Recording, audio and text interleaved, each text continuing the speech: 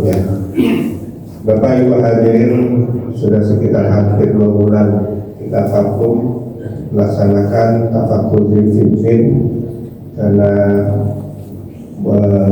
bulan suci Ramadan, dan pada pertengahan atau minggu ketiga kalau nggak salah bulan Syawal ini kita bertemu kembali dalam rangka taklim khususnya pada pagi hari ini, yaitu dengan materi hadis. Oleh karena itu pada pagi ini akan diisi oleh Ustadz Dr. Haji Muhammad Zaki yang akan mengisi masalah hadis. Bapak Ibu hadirin, untuk mendapatkan rahmat dan barakah Allah, mari kita buka acara ini bersama-sama dengan mengucap basmalah Bismillahirrahmanirrahim, dan pada akhirnya nanti kita akan tanya jawab atau kita akan share terkait dengan apa yang disampaikan oleh pemateri. Kami persilakan Ustaz.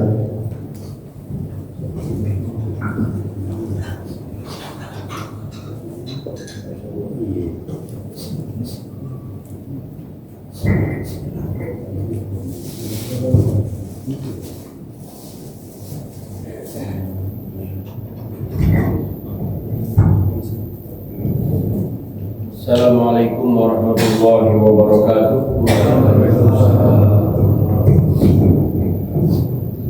Bismillahirrahmanirrahim. Innal hamdalillah nahmaduhu wa nasta'inuhu wa nastaghfiruh wa na'udzu billahi min shururi anfusina wa min sayyiati a'malina. Man yahdihillahu fala mudilla lahu wa man yudlil fala hadiya lahu. Asyhadu an la ilaha illallah wahdahu la syarika lah wa asyhadu anna Muhammadan abduhu wa rasuluh. Allahumma ya da'imal fadli 'alal bariyah, ya basital yadaini bil 'atiyah, ya sahibal mawahib bisaniyah, shalli wa sallim 'ala sayyidina Muhammadin khairil wara sadiyah, wa ighfir lana ya dza'ula fi hadha sabah. Allahumma iftah lana hikmataka wa ansur 'alaina rahmataka ya arhamar rahimin. Allahumma nawwir qulubana bi nuri hidayatika kama nawwartal ardha bi nuri syamsika ya arhamar rahimin.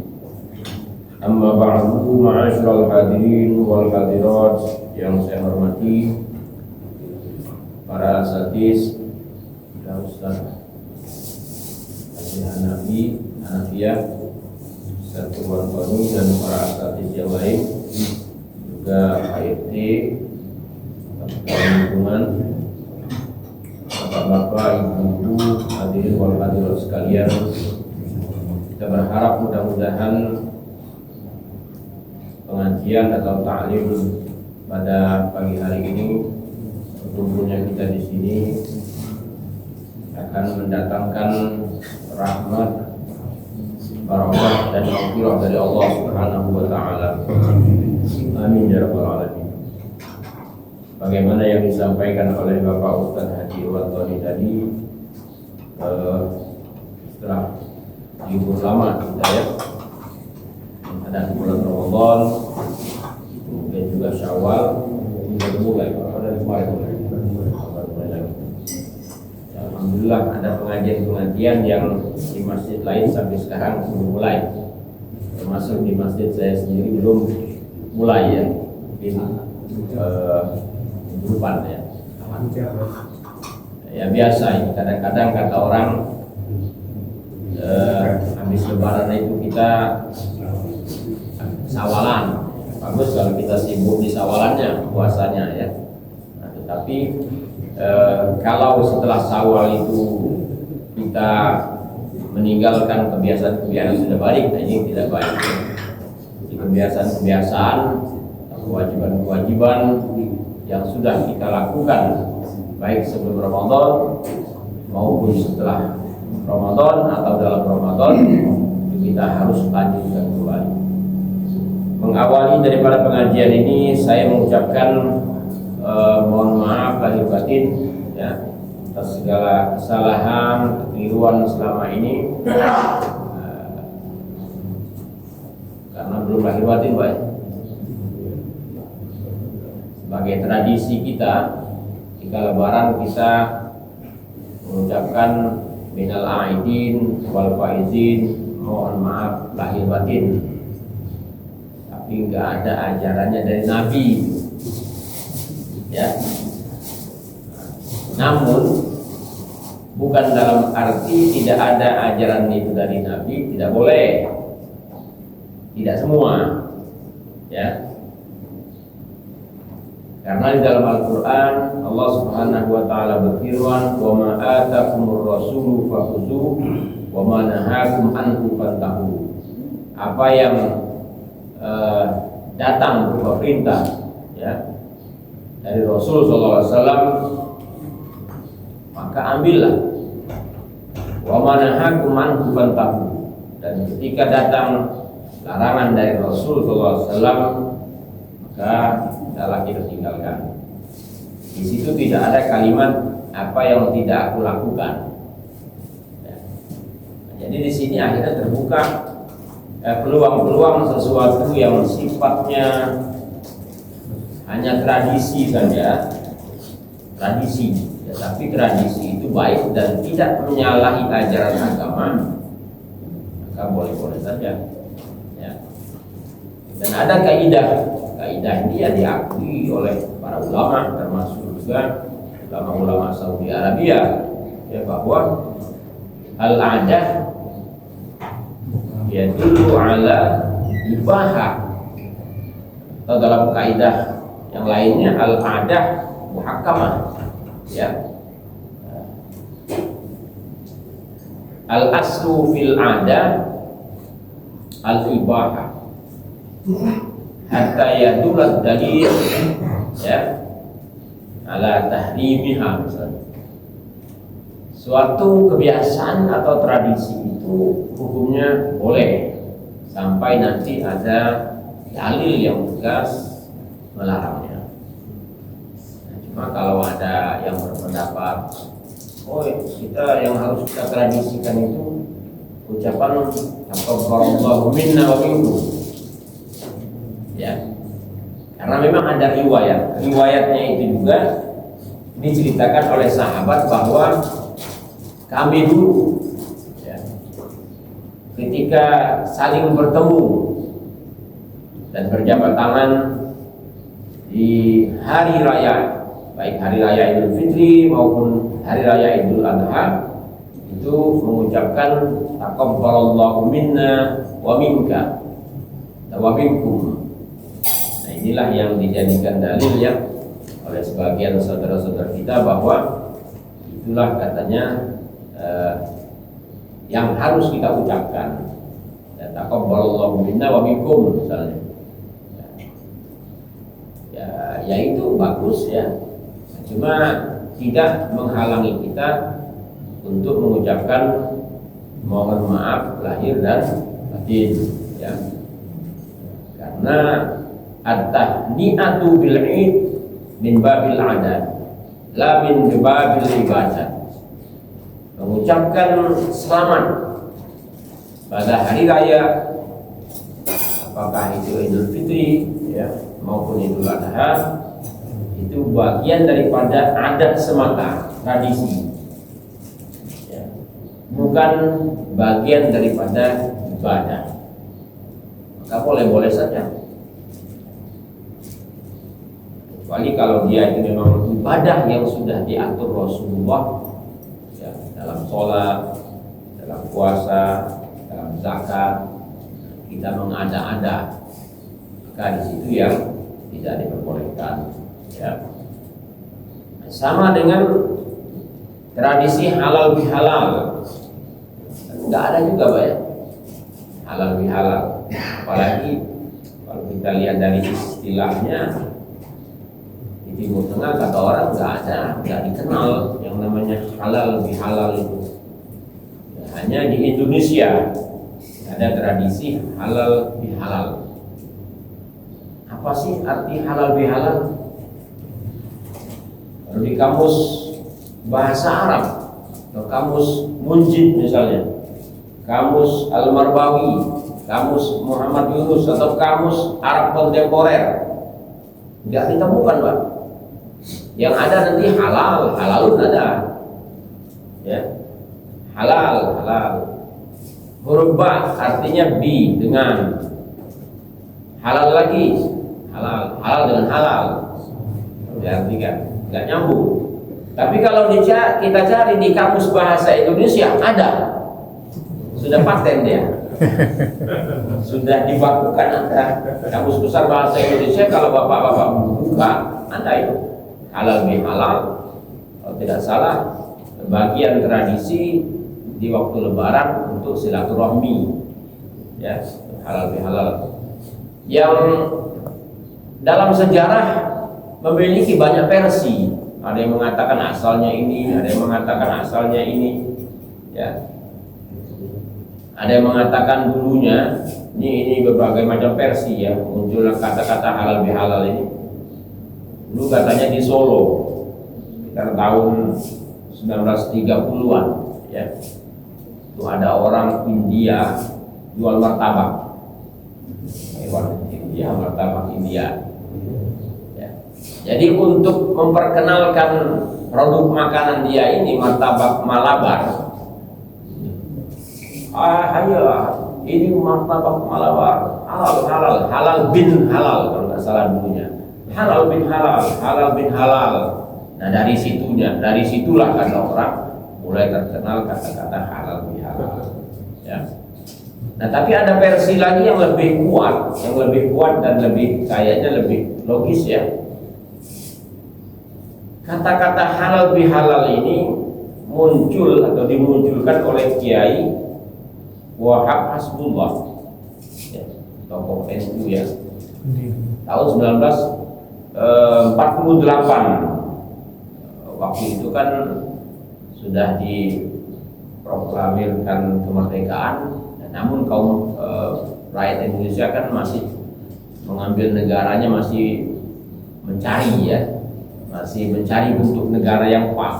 Nah, ketika mencari bentuk negara yang pas, ketika menjalankan pemerintahan yang sementara, banyak terjadi yang sifatnya perselisihan, ya, ketidakpuasan, muncul pemberontakan, muncul ketidaktaatan kepada pemerintah pusat. Nah, maka diusulkan semacam rekonsiliasi, ya, tokoh-tokoh politik, termasuk tokoh agama. Nah, Wahab Hasbullah waktu itu, Kiai Wahab Hasbullah mengusulkan kepada Soekarno kita mengumpulkan para tokoh, baik tokoh politik, ya, tokoh agama, muslim dan muslim. Ya. Mungkin kejadiannya itu setelah Lebaran atau pas momen Lebaran, dan disebutlah ketika itu istilahnya halal bihalal. Dari situlah akhirnya tradisi ini mentradisi sampai sekarang. Ya. Boleh atau bagus gak halal bihalal ya? Boleh, bahkan bagus ya. Ya, kita bertemu, kemudian juga saling memaafkan, kemudian juga nanti di sana ada acara betul, ada pembacaan Al-Quran, ada tausiah, malah lebih bagus ya. Nah, itulah tradisi halal bihalal ya. Nah, pada kesempatan subuh kali ini kita akan membuka satu bab yang terkait dengan urusan memaafkan, ya. Yaitu at-targhib bil 'afwi 'anil qital wal jani waz zalim. Anjuran pemaafan dalam urusan pembunuhan, al-jani, jani mungkin kriminal, wazalim atau kezaliman ya. Tapi di sini kita akan secara umum saja kezaliman. Jadi kalau sudah bicara kezaliman, masuklah di sana itu pembunuhan ya, kemudian juga tindakan kriminal atau jinayah yang lain, tindakan-tindakan yang dapat merugikan orang lain ya. Kita akan bacakan ayatnya dulu. A'udzubillahi minasyaitonirrajim. Wal ya'fu wal yasfahu ala tuhibbuna ay yaghfirallahu lakum. Hendaklah kalian memohon maaf ya, dan memohon hendaklah kalian memaafkan.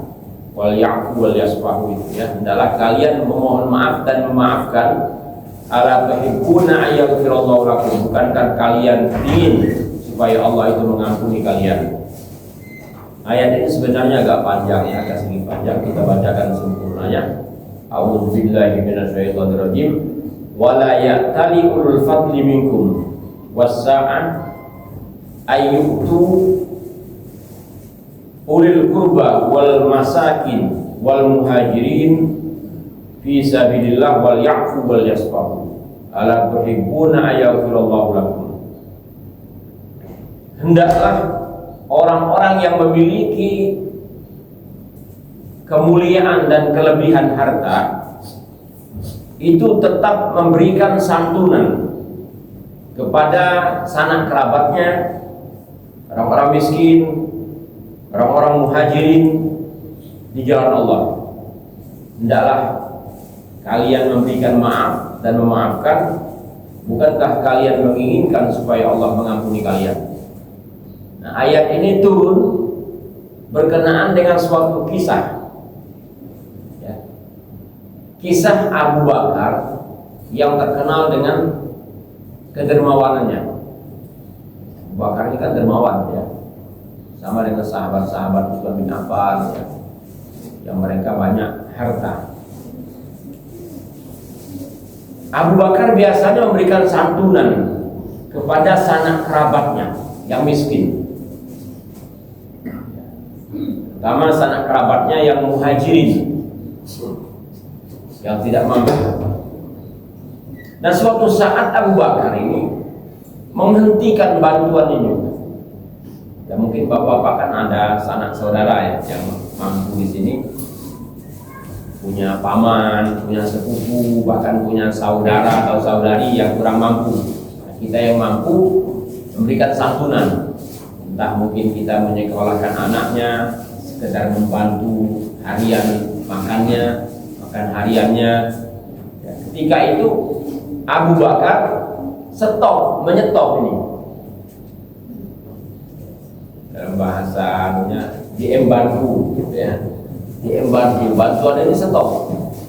Kenapa disetopkan? Karena Abu Bakar merasa sakit hati kepada salah satu sanak kerabatnya yang bernama Mistah.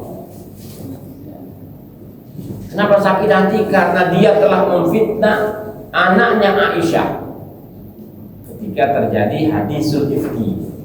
Ya, ketika terjadi hadisul ifki, ibu-ibu ingat ya, hadisul ifki ini peristiwa di mana peristiwa kedustaan ya, pembohongan, di mana Aisyah difitnah ya, karena Aisyah terlambat dalam suatu perjalanan. Katanya lagi mencari kalung, waktu itu tertinggal dari rombongan. Kalau dulu kan maklum Pak, perjalanan itu gelap ya. Dan Aisyah tuh nggak ngomong bahwa aku akan mencari kalung. Akhirnya ketinggalan dari rombongan Rasulullah sampai ke Madinah. Ternyata Aisyah nggak ada, tapi tidak lama dari sana nyusul Aisyah. Ya, Aisyah di atas unta dibawa oleh salah seorang sahabat yang bernama Sofwan bin Mu'attal. Nah, ketika melihat pemandangan itu mulai muncul isu-isu yang tidak enak, ya, isu-isu yang tidak enak. Bagaimana? Ada yang mengatakan wah Aisyah begini, Sofwan begini dan lain sebagainya. Maka ketika itu Rasulullah pusing, bingung, galau. Ya. Nah, di sini kan kita lihat juga kan Rasulullah itu orangnya tidak semua yang gaib yang tidak kita tahu dia tahu.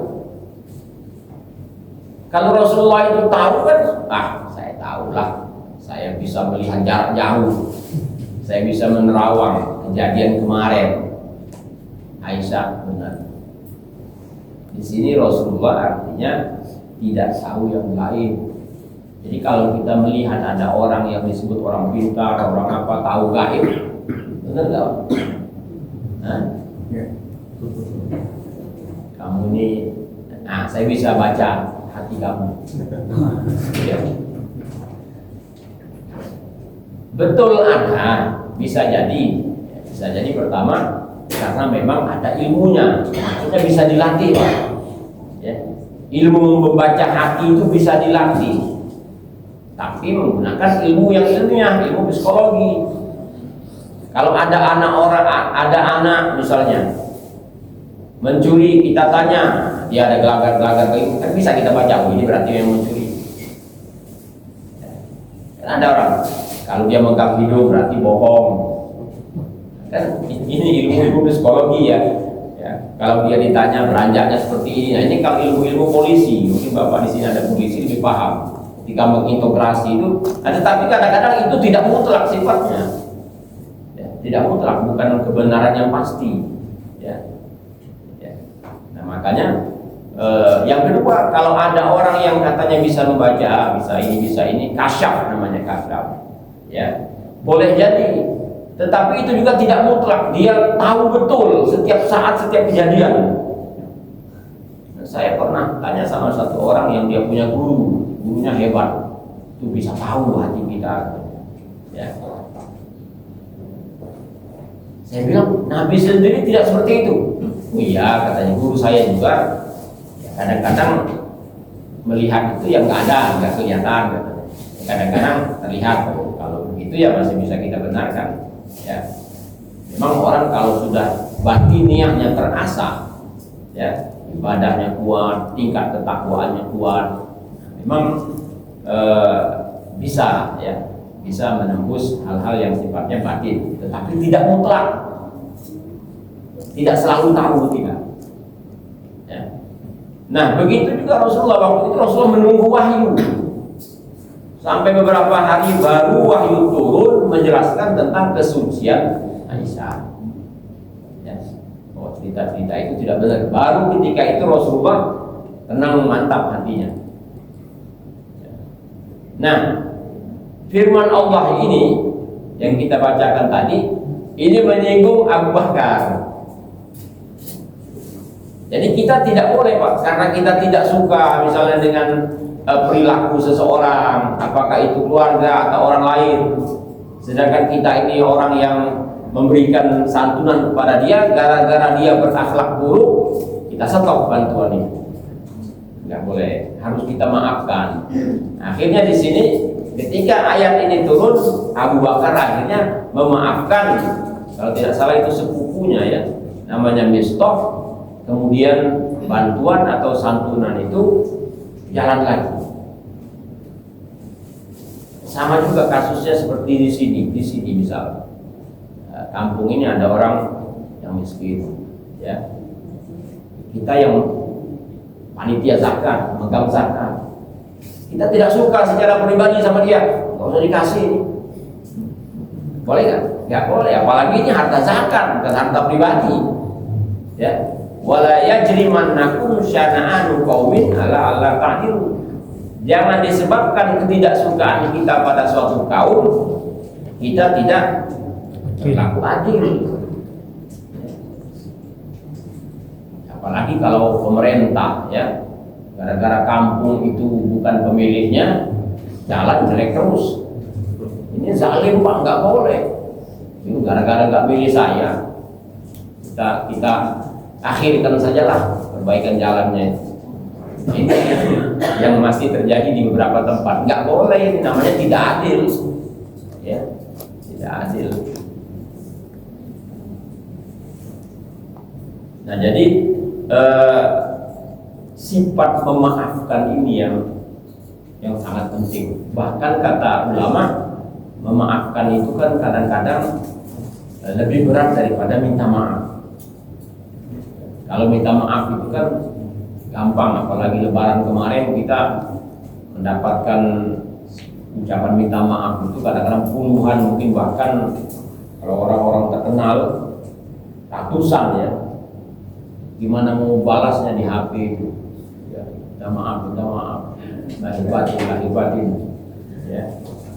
Nah, kalau yang punya hutang belum balas-balas, jangan minta maaf aja, kasih semacam konfirmasi, mohon maaf lahir batin, dari hutang yang kemarin belum ya nanti.